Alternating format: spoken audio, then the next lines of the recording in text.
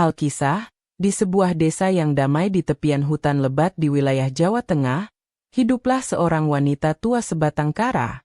Penduduk desa memanggilnya dengan sebutan Embok Rondo, seorang janda yang hari-harinya dilalui dalam kesendirian.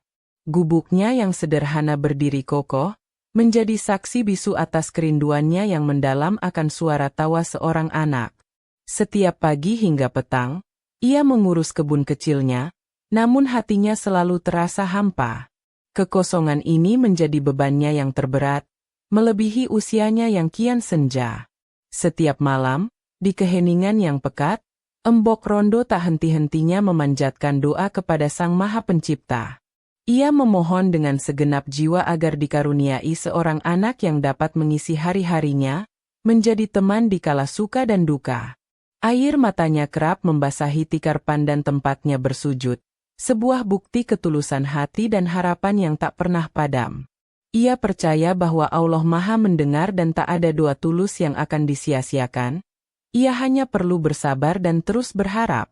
Pada suatu siang yang terik, ketika Embok Rondo tengah mencari kayu bakar di pinggir hutan, tiba-tiba bumi seakan bergetar.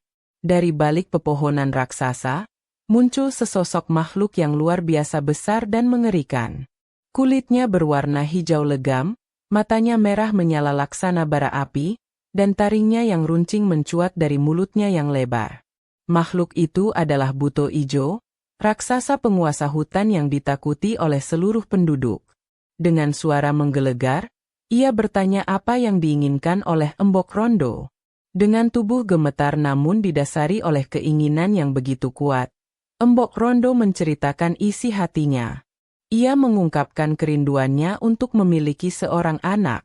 Mendengar itu, Buto Ijo tertawa terbahak-bahak. Ia menawarkan sebuah perjanjian. Sang raksasa akan mengabulkan keinginannya, namun dengan satu syarat yang mengerikan.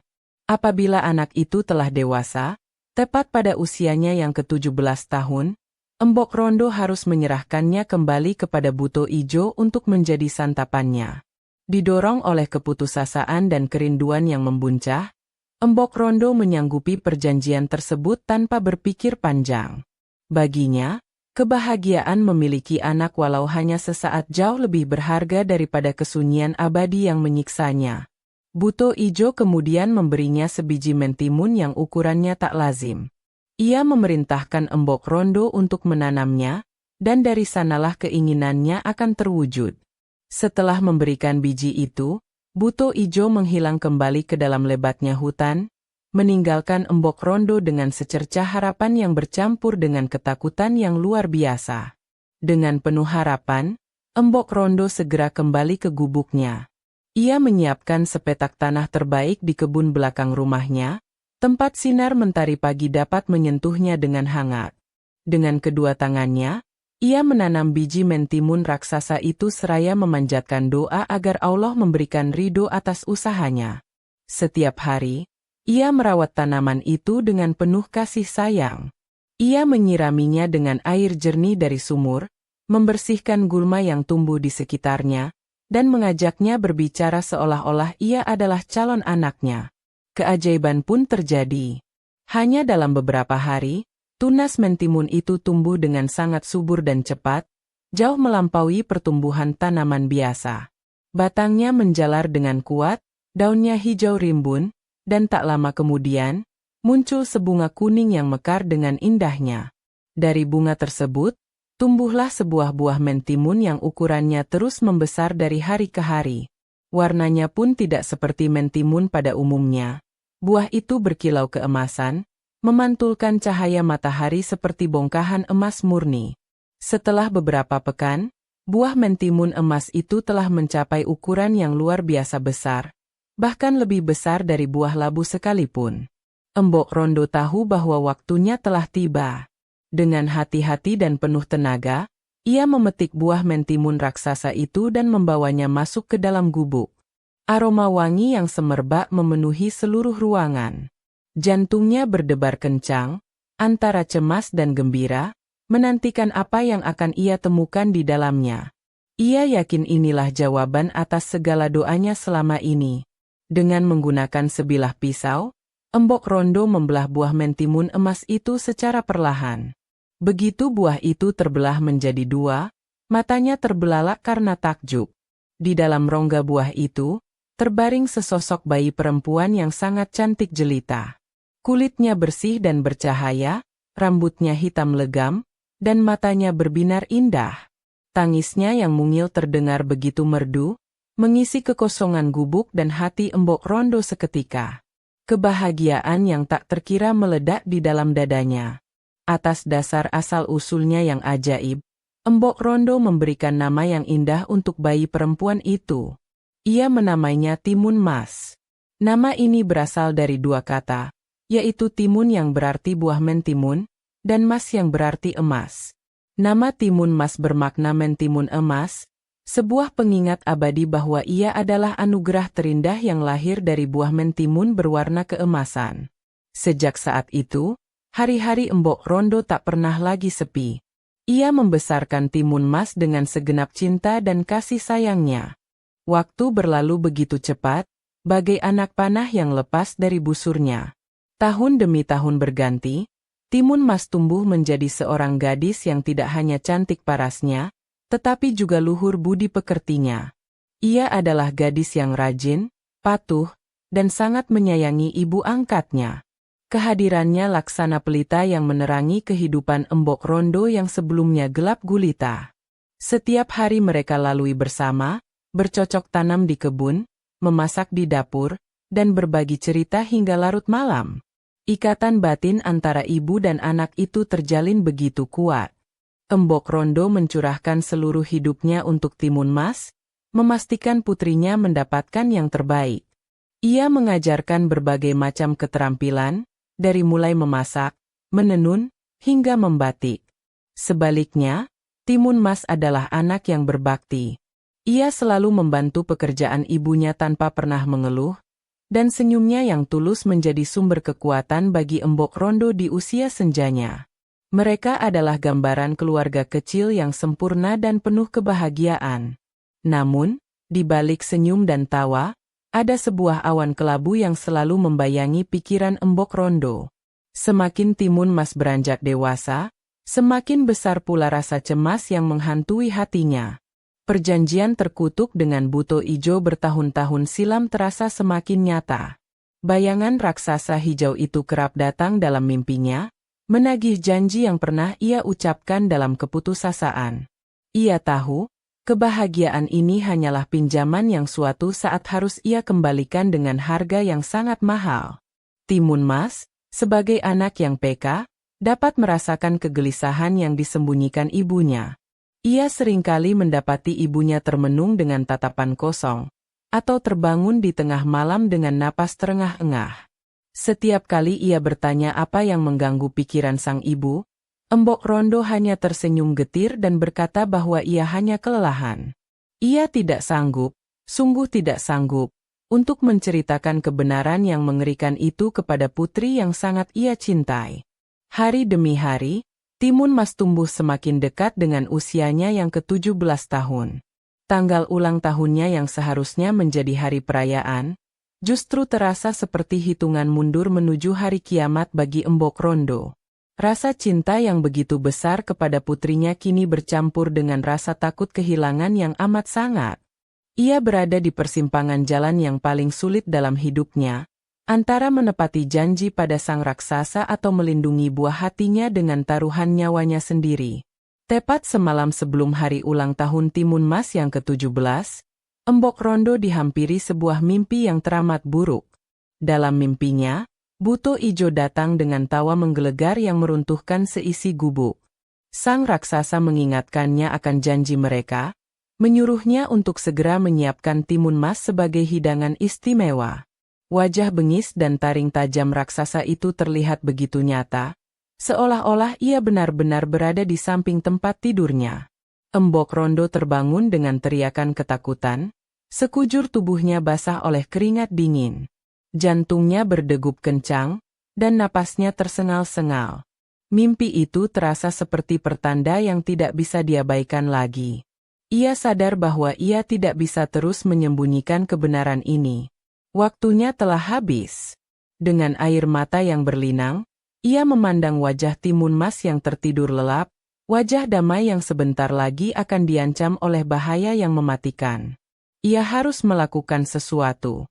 Di tengah keputusasaannya, ia teringat akan cerita para penduduk desa tentang seorang pertapa sakti yang tinggal di puncak Gunung Ledang. Pertapa itu dikenal sebagai seorang empu yang bijaksana dan memiliki kesaktian tinggi, sering menolong orang-orang yang berada dalam kesulitan. Tanpa membuang waktu, sebelum fajar menyingsing, Embok Rondo memutuskan untuk pergi mencari sang pertapa. Ia bertekad untuk menempuh bahaya apapun demi menemukan cara untuk menyelamatkan nyawa putri satu-satunya. Perjalanan menuju puncak gunung bukanlah perkara mudah bagi wanita seusianya. Ia harus melewati hutan lebat, menyeberangi sungai deras, dan mendaki lereng yang curam dan berbatu. Namun, tekadnya yang membara memberinya kekuatan yang luar biasa. Didorong oleh cinta seorang ibu, ia akhirnya tiba di sebuah gua sunyi tempat sang pertapa tinggal. Dengan napas yang masih terengah, ia bersujud dan menceritakan seluruh kisahnya dari awal hingga akhir kepada sang pertapa. Sang pertapa yang bijaksana mendengarkan dengan saksama. Ia dapat melihat ketulusan dan keputusasaan di mata Embok Rondo. Setelah merenung sejenak, sang pertapa masuk ke dalam guanya dan kembali dengan membawa 4 buah bungkusan kecil yang terbuat dari daun pisang. Ia menyerahkan ke-4 bungkusan itu kepada Embok Rondo dan berpesan, "Berikan ini kepada putrimu. Suruh ia lari sejauh mungkin saat Buto Ijo datang. Jika raksasa itu mendekat, lempar satu persatu bungkusan ini ke arahnya. Allah akan melindunginya." Dengan secercah harapan baru, Embok Rondo bergegas menuruni gunung dan kembali ke gubuknya. Ia segera membangunkan Timun Mas dari tidurnya. Dengan suara bergetar dan air mata yang tak terbendung, ia akhirnya menceritakan segalanya. Ia menceritakan tentang asal-usul kelahirannya dari buah mentimun emas, perjanjiannya dengan Buto Ijo, dan bahaya yang akan segera datang menjemput. Ia memohon ampun karena telah membawanya ke dalam takdir yang begitu rumit. Timun Mas, meskipun terkejut dan takut luar biasa, tidak menunjukkan kemarahan atau kekecewaan kepada ibunya. Ia memeluk erat wanita yang telah membesarkannya dengan penuh cinta itu. Ia mengerti bahwa semua yang dilakukan ibunya adalah karena rasa sayang yang tak terhingga. Ia menerima takdirnya dengan lapang dada dan berjanji akan berjuang sekuat tenaga untuk bertahan hidup. Momen itu adalah perpaduan antara kesedihan yang mendalam dan keberanian yang mulai tumbuh di hati sang gadis. Embok Rondo kemudian menyerahkan ke-4 bungkusan pemberian sang pertapa. Ia menjelaskan bahwa di dalamnya terdapat biji mentimun, jarum, garam, dan terasi. Ia mengajari Timun Mas cara menggunakannya sesuai petunjuk sang pertapa. "Ini adalah bekal terakhirmu, nak. Larilah secepat mungkin. Jangan pernah menoleh ke belakang. Ibu akan selalu mendoakanmu. Percayalah pada pertolongan Allah," ucapnya sambil mencium kening putrinya untuk terakhir kali. Benar saja, tak lama setelah Timun Mas mulai berlari meninggalkan gubuk, terdengar suara gemuruh yang dahsyat. Tanah bergetar hebat seolah akan terbelah. Buto Ijo telah datang untuk menagih janjinya. Dengan marah, ia mendobrak pintu gubuk dan mendapati rumah itu kosong. Matanya yang merah menyala memandang ke segala penjuru, dan dari kejauhan, ia melihat sosok mungil Timun Mas yang tengah berlari menjauh. Murka, sang raksasa pun meraung dan mulai mengejarnya. Maka, dimulailah sebuah pengejaran hidup dan mati. Timun Mas berlari sekuat tenaga, membelah hutan dan ladang, dengan suara langkah kaki Buto Ijo yang berat terdengar semakin dekat di belakangnya. Setiap deru napas sang raksasa terasa seperti angin panas yang menerpa tengkuknya. Ia hanya bisa berlari dan terus berlari, menggenggam erat 4 bungkusan ajaib di tangannya, satu-satunya harapan untuk selamat dari cengkeraman raksasa hijau yang lapar itu. Timun Mas terus berlari tanpa henti, namun tenaga seorang gadis belia tentu tidak sebanding dengan kekuatan langkah raksasa. Suara Buto Ijo yang memanggil-manggil namanya dengan nada mengancam terdengar semakin jelas. Ia bisa merasakan tanah bergetar lebih kencang, pertanda sang raksasa sudah sangat dekat di belakangnya. Dalam kepanikannya, ia teringat akan bungkusan pertama yang diberikan ibunya. Tanpa ragu, ia meraih bungkusan berisi biji mentimun itu. Dengan segenap tenaga, ia melemparkan bungkusan itu ke tanah di belakangnya. Atas kuasa Allah, keajaiban terjadi seketika. Biji-biji mentimun itu langsung tumbuh menjadi tanaman merambat yang sangat besar dan lebat dalam sekejap mata. Sulur-sulur tanaman itu saling berjalin, membentuk jaring-jaring raksasa yang kokoh dan langsung melilit kaki Buto Ijo. Sang raksasa terjerat, kedua kakinya terbelit erat oleh batang-batang mentimun yang kuat. Buto Ijo meraung marah. Ia meronta-ronta dengan sekuat tenaga, mencoba melepaskan diri dari belitan ajaib itu. Untuk beberapa saat, ia benar-benar terperangkap, memberikan waktu yang sangat berharga bagi Timun Mas untuk berlari lebih jauh. Pemandangan itu memberinya sedikit harapan, bahwa ia mungkin bisa selamat dari kejaran maut ini. Ia pun memacu larinya, masuk lebih dalam ke hutan belantara, meninggalkan sang raksasa yang masih berjuang melepaskan diri. Namun, kekuatan Buto Ijo memang luar biasa. Dengan sekali sentakan yang dahsyat, ia berhasil memutuskan semua sulur mentimun yang melilitnya. Meskipun sedikit kelelahan, amarahnya kini berkobar 2 kali lipat. Ia kembali berlari mengejar Timun Mas dengan kecepatan yang lebih mengerikan. Tak butuh waktu lama, Timun Mas kembali mendengar derap langkah kaki sang raksasa yang mendekat. Kepanikan kembali melandanya saat ia menyadari jarak di antara mereka semakin menipis. Ketika Buto Ijo hampir berhasil menggapainya, Timun Mas dengan cepat meraih bungkusan kedua yang berisi jarum. Sesuai petunjuk, ia menaburkan seluruh isi bungkusan itu di belakangnya. Lagi-lagi keajaiban terjadi. Ribuan jarum itu seketika berubah menjadi hutan bambu yang sangat lebat dan rapat. Batang-batang bambu itu runcing dan tajam laksana tombak. Buto Ijo terpaksa memperlambat lajunya, karena setiap langkah membuatnya harus menabrak dan menghancurkan bambu-bambu runcing yang melukai kulitnya. Meskipun harus bersusah payah, hutan bambu berduri itu tidak cukup untuk menghentikan Buto Ijo selamanya. Dengan tubuhnya yang besar dan kuat, ia membabat habis hutan bambu itu. Tubuhnya kini penuh dengan luka goresan yang mengeluarkan darah, namun rasa sakit itu justru membuat amarahnya semakin memuncak. Ia kembali berhasil keluar dari rintangan kedua dan melanjutkan pengejarannya dengan kecepatan penuh. Timun Mas yang melihatnya berhasil lolos, menjadi semakin takut. Gadis itu terus berlari hingga napasnya terasa akan putus. Ia telah berlari begitu jauh hingga sampai di sebuah padang rumput yang luas. Tidak ada tempat lagi untuk bersembunyi. Dari belakang, ia dapat melihat dengan jelas sosok Buto Ijo yang semakin besar dan dekat. Tangan raksasa itu seolah tinggal sejengkal lagi untuk dapat menangkapnya. Dalam situasi yang sangat genting ini, Timun Mas teringat akan bekalnya yang ketiga. Ia segera meraih bungkusan berisi garam dan melemparkannya ke belakang dengan sisa-sisa tenaganya. Dalam sekejap mata, tanah lapang tempat garam itu jatuh berubah menjadi lautan yang sangat luas dan bergelombang. Airnya biru dan dalam, membentang dari ujung ke ujung, menciptakan penghalang yang tak terduga antara dirinya dan sang raksasa. Timun Mas kini berada di tepi pantai yang aman, sementara Buto Ijo terhenti di tepi seberang dengan wajah penuh keheranan dan amarah. Melihat lautan yang terhampar luas di hadapannya, Buto Ijo sempat ragu sejenak. Namun, rasa laparnya yang luar biasa dan amarahnya yang meluap-luap mengalahkan keraguannya.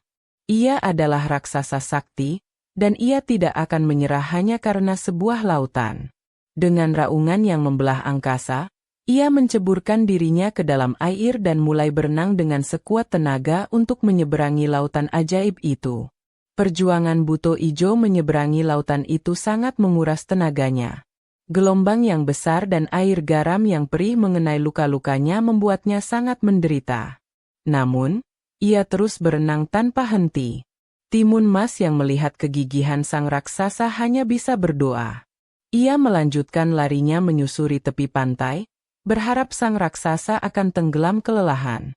Akan tetapi, setelah waktu yang terasa sangat lama, Buto Ijo akhirnya berhasil mencapai tepi pantai tempat Timun Mas berada, dalam kondisi yang sangat lelah namun semakin buas. Kini, Timun Mas benar-benar berada di ambang keputusasaan. 3 senjata ajaibnya telah ia gunakan, namun Buto Ijo masih terus mengejarnya. Tenaganya sudah hampir habis, dan ia hanya memiliki 1 bungkusan terakhir. Buto Ijo, meskipun tampak sangat lelah setelah berenang menyeberangi lautan, kini hanya berjarak beberapa langkah saja di belakangnya. Inilah pertaruhan terakhirnya, antara hidup atau mati. Dengan tangan gemetar, ia meraih bungkusan terakhir yang berisi terasi udang. Ia teringat pesan ibunya bahwa ini adalah senjata pamungkas. Sambil memanjatkan doa terakhir dalam hatinya, ia melemparkan bungkusan terasi itu tepat ke arah langkah kaki Buto Ijo. Seketika, keajaiban terbesar pun terjadi. Tanah di bawah kaki sang raksasa berubah menjadi lautan lumpur yang mendidih dan bergolak hebat. Buto Ijo tidak sempat menghindar. Kedua kakinya langsung terperosok ke dalam lumpur panas itu. Ia berteriak kesakitan saat lumpur mendidih itu mulai menelan tubuhnya perlahan-lahan. Ia mencoba meronta dan menarik tubuhnya keluar, namun lumpur itu bersifat seperti lumpur hisap yang sangat kuat. Semakin ia bergerak, semakin dalam tubuhnya tenggelam. Aroma terasi yang menyengat bercampur dengan panasnya lumpur menciptakan sebuah jebakan yang mematikan. Sang raksasa yang perkasa itu akhirnya kehabisan tenaga. Lumpur mendidih telah menelan tubuhnya hingga sebatas dada. Ia menatap Timun Mas dengan tatapan penuh amarah dan penyesalan. Dengan sebuah raungan terakhir yang memilukan, tubuh raksasa Buto Ijo akhirnya ditelan sepenuhnya oleh lautan lumpur panas itu. Perlahan, golakan lumpur pun mereda, dan akhirnya kembali tenang, tidak meninggalkan jejak apapun kecuali keheningan. Timun Mas terdiam sejenak, memastikan bahwa sang raksasa benar-benar telah tiada. Setelah yakin dirinya aman, ia pun menangis karena lega dan bersyukur kepada Allah atas pertolongannya. Dengan sisa tenaganya, ia berjalan pulang kembali ke gubuknya. Embok Rondo yang melihat putrinya kembali dengan selamat langsung berlari dan memeluknya dengan erat. Mereka berdua menangis bahagia. Sejak hari itu, Timun Mas dan Embok Rondo hidup dengan tenang dan damai selamanya, tanpa ada lagi bayang-bayang teror dari Buto Ijo. Kisah legenda Timun Mas mengajarkan kita beberapa pelajaran berharga. Pertama, kasih sayang seorang ibu adalah kekuatan terbesar yang mampu mengalahkan rintangan apapun. Kedua, jangan pernah membuat janji atau perjanjian dengan kejahatan, karena pada akhirnya hanya akan membawa petaka. Ketiga, keberanian, akal, dan iman kepada Allah adalah senjata yang lebih ampuh daripada kekuatan fisik semata. Sekecil apapun kita, dengan pertolongannya, kita dapat mengalahkan kezaliman yang sebesar apapun.